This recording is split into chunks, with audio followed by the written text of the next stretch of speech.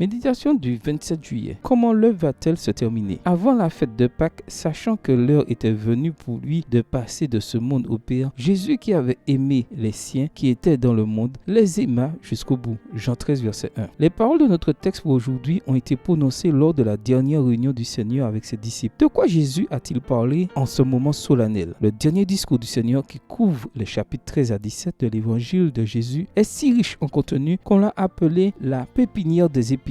La raison selon Lawrence O. Richards est que presque toutes les doctrines développées dans le Nouveau Testament sont en germe dans le discours de Jésus à la dernière scène. Qu'est-ce que le Seigneur a dit à ses disciples précisément? Il leur a dit de s'aimer les uns les autres. Il leur a rappelé qu'il est le seul chemin vers le Père. Il a expliqué comment ils pouvaient maintenir une relation personnelle avec lui, même après sa résurrection. Et il a annoncé l'œuvre que le Saint-Esprit accomplirait en son nom. Tout autre dirigeant aurait utilisé cette dernière réunion pour parler de stratégie, de programme et de techniques pour évangéliser le monde. Notre Seigneur, au contraire, a parlé de relations, du besoin suprême que nous avons en tant que disciples de rester connectés à la vraie vigne pour porter des fruits. Sans moi, dit-il, vous ne pouvez rien faire. Les paroles de notre Seigneur dans son discours de la chambre haute me rappellent une histoire racontée par Lowell Cooper. Il dit qu'il était missionnaire en Inde lorsqu'il a assisté à une réunion de pasteurs convoquée par le secrétaire pastoral. Vers la fin d'une longue journée d'activité, ce dirigeant a écrit au tableau une phrase incomplète. Il leur a dit qu'en remplissant les blancs, ils trouveraient des conseils fiables pour développer leur ministère ainsi. Après plusieurs tentatives infructueuses des pasteurs, le secrétaire a finalement comblé les vides. Dieu accomplira l'œuvre si nous lui fournissons les instruments. Volume 3, chapitre 62, page 405